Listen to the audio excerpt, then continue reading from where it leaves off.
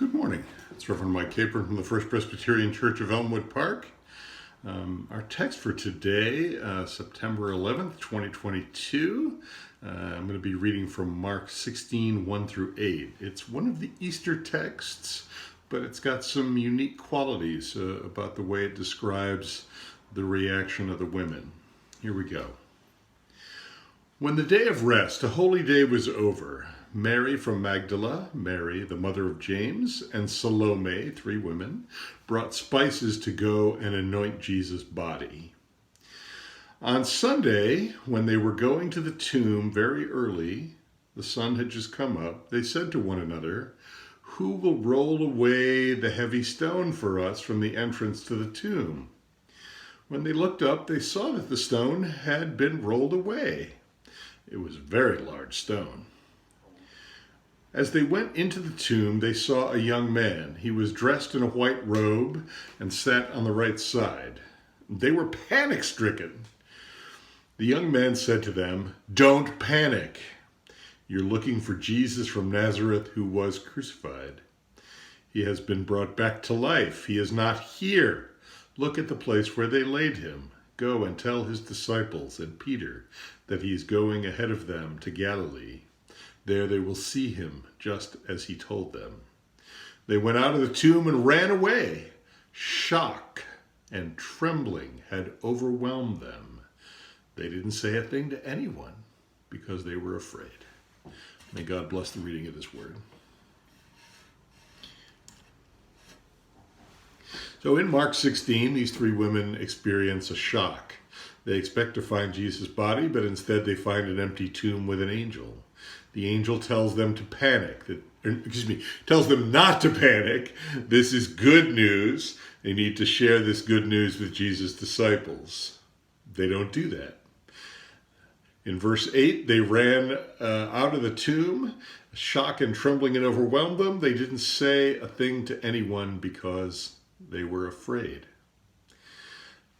They eventually got over that. But, you never know how you will react to a crisis until you're in it. And let's be clear, a crisis can be good or bad. If you hear that a loved one has died, that is a shock, a crisis. If you later hear that a mistake was made and that your loved one is still alive, that is also a shock, a crisis. One is bad news, one is good news, but both of them make your heart beat really fast. Now, in our worship service, I'm going to show a slide of the Twin Towers from when they were still standing before they were destroyed on September 11th of 2001. And we're going to talk about how that's a shock for those of us who recognize that image. Now, if you're under 20, you probably don't recognize the image. So a shock has a personal quality to it that has something to do with your own life. And of course, everyone has a 9/11 story, and here's mine. I was living in a very small town in between Rochester and Syracuse in the state of New York. I was pastoring a church there. I remember I was listening to the radio, and I heard that maybe a plane had flown into one of the Twin Towers. And because it was radio, in my mind, I formed an image of like a single-engine Cessna with 2 people on it. And I said to myself, "Ow, how sad for those 2 people that they died that way." And I went to take a shower. And I came out of the shower and the radio was still playing. It was NPR. And all of a sudden I was hearing some different stuff. So I turned on the television, as most people did that morning.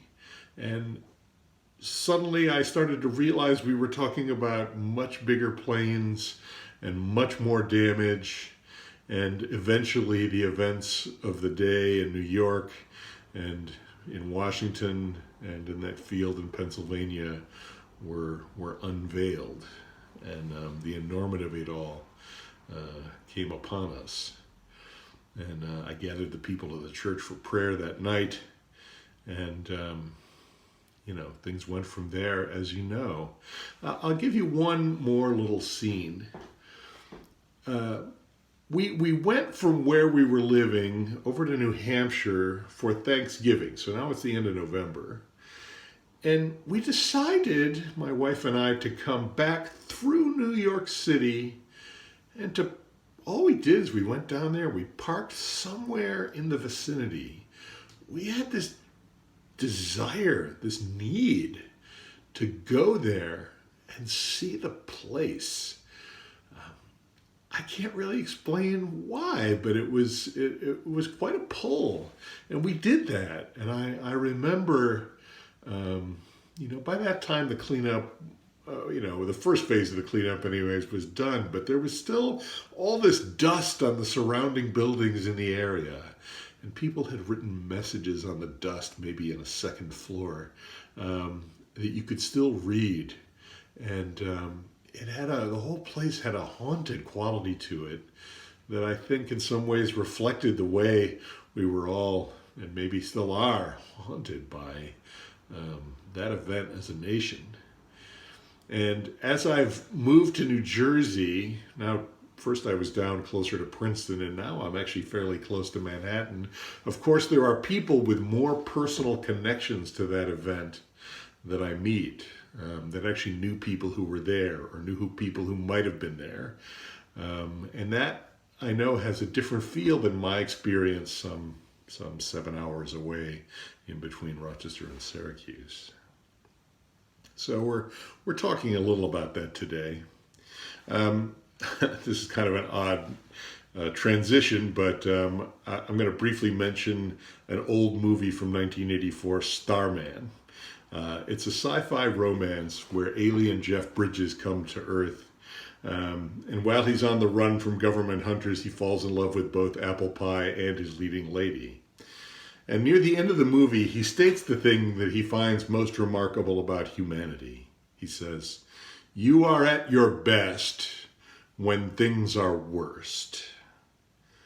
Now, people who study human responses to disasters think that Jeff Bridges was right, at least up until a point. When something is happening and we're in the midst of a shock, when we haven't figured out what's going on, when one is cognitively overwhelmed, there may be some moments of panic. That's understandable. But quickly after that comes a period where people start helping each other. You see this in floods and earthquakes and fires, and we saw it so profoundly in September of 2001. Not only emergency workers, but ordinary citizens worked together so well. New York City amazed the world with its response to this attack. It was truly inspiring. In the hours after the tragedy, for a few days, even a week, it is completely true. We are at our best when things are worst. Unfortunately, that time of sweetness and love does not last forever. It is just regular human nature that after a certain point, people become impatient. The immediacy of the crisis is gone and people want to go back to ordinary life. And when they realize that isn't happening, they get cranky. And that's probably when they start looking for someone to blame. Maybe it is the people who caused the situation, as in 9/11. More likely, it is our own government. Why isn't more being done to alleviate our situation? And why wasn't more done to prevent this tragedy? It's just human nature, right? We all do it to one degree or another. I don't really blame anyone for it. But this is also a dangerous time. This is the part where someone might lose their faith. This is the part where somebody might seek to take revenge on someone. This is the part where the trauma really sets in. Maybe people can't sleep anymore. Maybe they turn to drinking or drugs. They have been traumatized, so they lose their confidence in the present and their hope in the future. And all they can do is to grieve a lost past. But mostly they just want the pain to go away. And there's a lot of pain. Okay, the Sunday after 9/11 in 2001, I preached from Lamentations, written by the prophet Jeremiah after the sacking of Jerusalem. How deserted lies the city once so full of people. How like a widow is she, who was once great among the nations. She who was queen among the provinces has now become a slave. Bitterly she weeps at night, and tears are on her cheeks. Among all her lovers there is no one to comfort her. All her friends have betrayed her. They have become her enemies. See, that's the thing. If this is the danger zone for individual suffering, personal grief, it is also the danger zone for the city that has been attacked. And it is also the danger zone for the country that feels threatened. And so after the immediate rubble has been cleared away, after everyone who can be treated is in a hospital, after there have been a lot of funerals, then comes the insistent question, what are we going to do? Notice that the assumption is that we are going to do something. It is never asked, what should we do, or should we do something? If that was voiced, the statement would be made, we can't just do nothing. I completely understand why people say that, but whenever I hear someone say it, I get really frightened that we are about to do something that will make things worse. Because we're all sinners. Clearly, the attackers on 9/11 were sinners, no question about that. They did something monstrously evil. But we are all sinners too. They trained and used what power they had for premeditated, horrific cruelty. You know, we didn't train for it, but sin manifests in our lives every day. It is so hard for us to remember the words of the angel from that place of death in Mark 16. Don't panic. You are looking for Jesus from Nazareth who was crucified. He has been brought back to life. He is not here. But we can't just do nothing.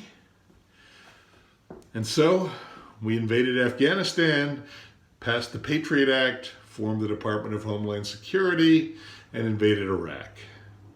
I was in favor of 2 of those at the time and opposed to 2. In hindsight, from the vantage point of 2022, a lot of our actions from those years do not look very good. It has been said that the road to hell is paved with good intentions, and sadly that might be true. Wounded and killed American soldiers, dead civilians in the Middle East, the abuses of Abu Ghraib prison, the strengthening of Iran and the descent of Syria into civil war. We aren't responsible for all of it, but we did enable a great deal of it. It feels risky to say this. People may be fine with me saying we're all sinners until I start talking about the combined actions all we sinners take as a country. Personally, I don't see how you can talk about the one and not talk about the other. The really scary part is that we will probably do it all again after the next crisis, whatever that may be. The only thing that might save us, the only thing, is if all the spiritually mature people of prayer, the ones who humble themselves before the Lord and accept Jesus as their much needed Savior, if all of us like that, and I'm talking to a lot of them, if all of us can help to tap the national brakes, if we can slow things down and remind people to take a breath, then maybe, just maybe, we could do it better the next time. When the cry goes up, we can't just do nothing, we can say, but we can wait for something. Wait for what? They ask with exasperation. It's not a what, it's a who. We can wait for God. We could quote Ephesians 4:21-27. When you heard about Christ and were taught in him in accordance with the truth that is in Jesus, you were taught with regard to your former way of life to put off your old self, which is being corrupted by its deceitful desires, to be made new in the attitude of your minds, and to put on the new self, created to be like God in true righteousness and holiness.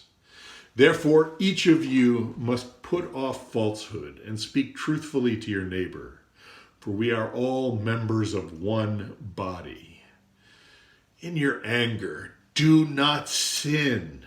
Do not let the sun go down while you are still angry, and do not give the devil a foothold. Proverbs 3:21-35 is a master class on how to do this. This part of the Bible is called wisdom literature, and so it helps us learn how to react to situations wisely and without panic. To conclude this morning, I'm just going to walk through those verses. My child, do not let these escape from your sight. Keep sound wisdom and prudence, and they will be life for your soul, and adornment for your neck. Then you will walk on your way securely, and your foot will not stumble. If you sit down, you will not be afraid. When you lie down, your sleep will be sweet. Do not be afraid of a sudden panic or of the storm that strikes the wicked, for the Lord will be your confidence and will keep your foot from being caught. Do not withhold good from those to whom it is due when it is in your power to do it. Do not say to your neighbor, go and come again. Tomorrow I'll give that thing, when you have it with you. Do not plan harm against your neighbor who lives trustingly beside you. Do not quarrel with anyone without cause when no harm has been done to you.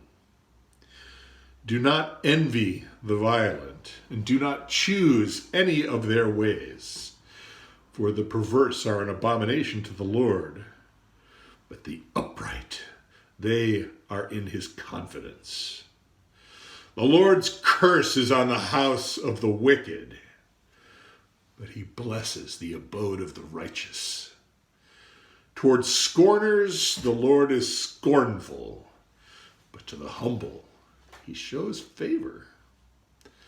The wise will inherit honor, but stubborn fools disgrace. My friends, I don't know who will listen to this or when or what memories you may have of September 11th, 2001. But I wish you the best. I wish you God's peace.